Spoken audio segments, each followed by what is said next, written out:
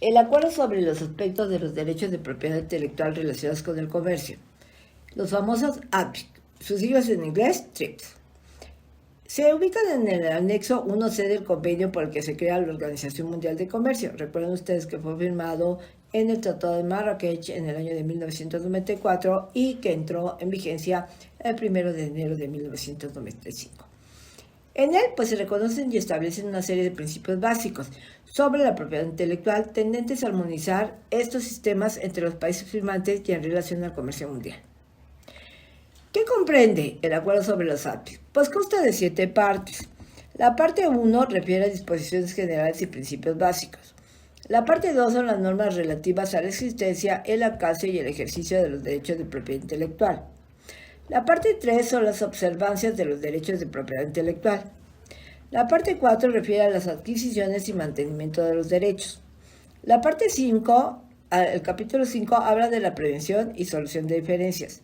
La parte 6 son las disposiciones transitorias y la parte 7 son las disposiciones institucionales y disposiciones finales. Los aspectos comerciales de la propiedad intelectual no estaban comprendidos en sus orígenes en el Acuerdo General sobre Servicios Aranceles Estadounidenses de Comercio, del que la OMC se convirtió en entidad sucesora y solo en 1994 se incorporaron en lo que desde entonces se conoce como el GATT de 1994. El acuerdo sobre los APIC incorpora como principios fundamentales los principios del Convenio de París para la protección de la propiedad industrial, el Convenio de Berna, la Convención de Roma sobre los derechos conexos y el Tratado de Washington sobre semiconductores, a los cuales añade el principio de la nación más favorecida, propio de la OMC. En la parte número 2, el acuerdo establece una serie de requisitos que habla de cumplir con la protección de todas las modalidades incluidas en él, en cuanto a requisitos básicos de protección, su duración mínima y su alcance.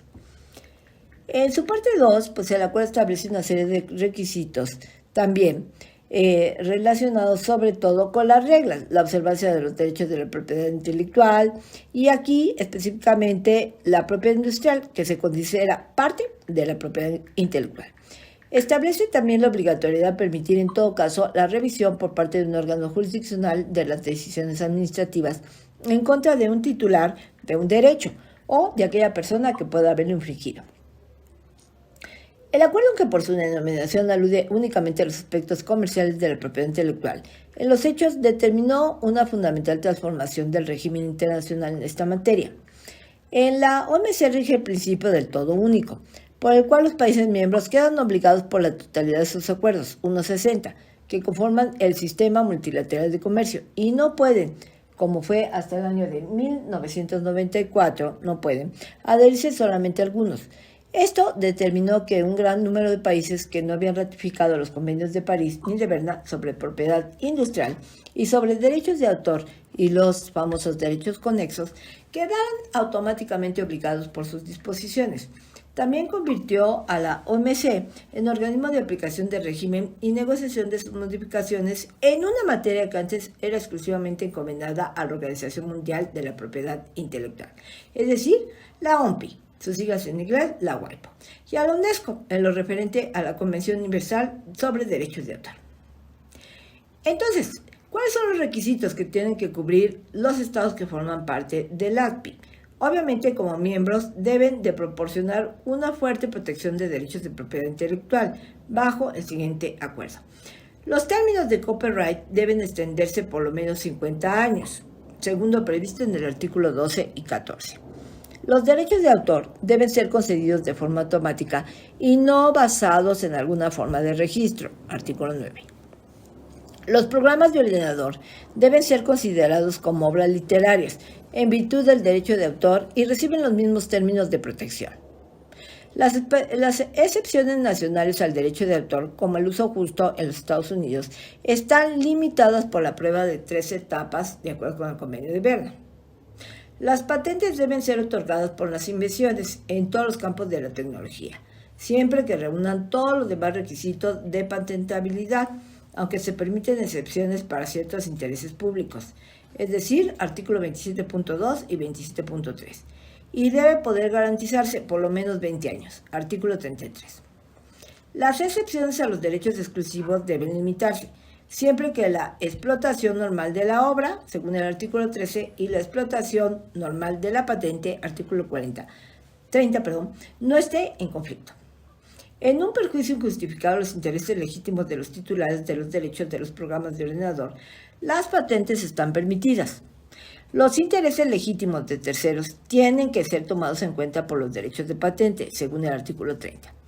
En cada estado, el derecho de propiedad intelectual no puede ofrecer ningún beneficio a los ciudadanos locales que no estén a disposición de los ciudadanos de otros países signatarios, en virtud del principio del trato nacional, obviamente con ciertas excepciones limitadas y de conformidad con lo que prevé los artículos 3 y 5.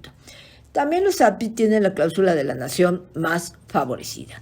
¿Qué significa esto? Que cualquier privilegio o prerrogativa inmediata e incondicionalmente será extensiva a los demás socios. Por otro lado, las obligaciones que derivan de los API se aplican por igual a todos los Estados miembros.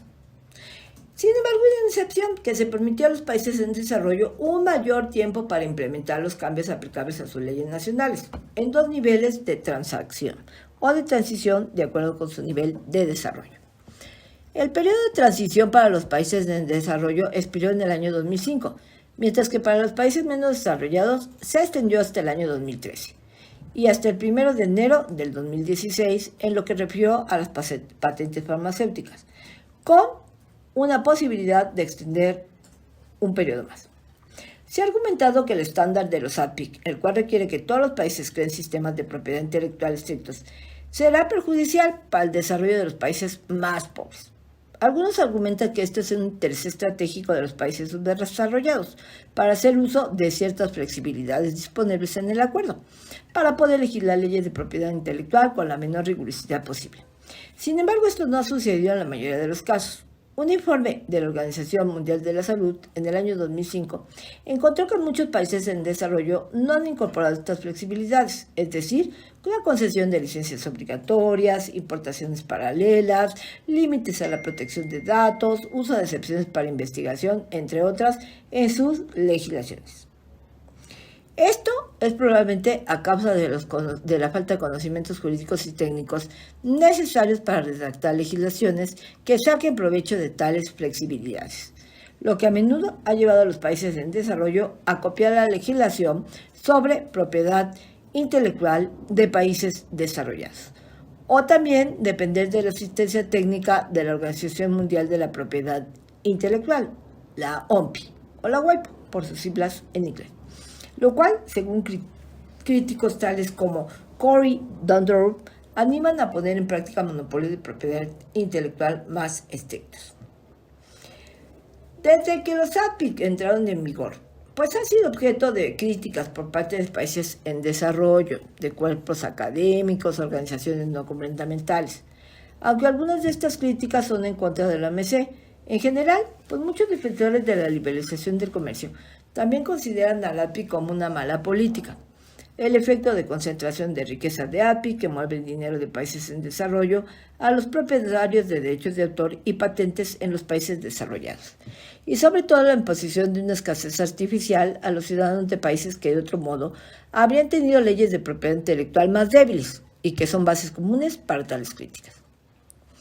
Otras críticas se han centrado en el fracaso del API para acelerar los flujos de inversión en tecnología hacia países de bajos ingresos, un beneficio adelantado por miembros de la OMC en el periodo previo a la formación del acuerdo. Declaraciones del Banco Mundial indican que API no ha dado lugar a una aceleración de la inversión demostrable en países de bajos ingresos, aunque puede haberlo hecho hacia países de ingresos medios. También se afirma que los periodos prolongados de patentamiento han sido estudiados por retrasar indebidamente a la entrada de sustitutos genéricos y la competencia en el mercado. En particular, la ilegalidad de los ensayos preclínicos o la presentación de muestras para su aprobación hasta que una patente expire han sido acusados de conducir el crecimiento de unas pocas multinacionales en lugar de protectores de países en desarrollo. La declaración de Doha en el año 2002 afirmó que la API no debe impedir que los miembros adopten las medidas necesarias para proteger la salud pública. A pesar de este reconocimiento, los países menos desarrollados han argumentado que las disposiciones flexibles del acuerdo tales como las licencias obligatorias, son casi imposibles de hacer efectivas.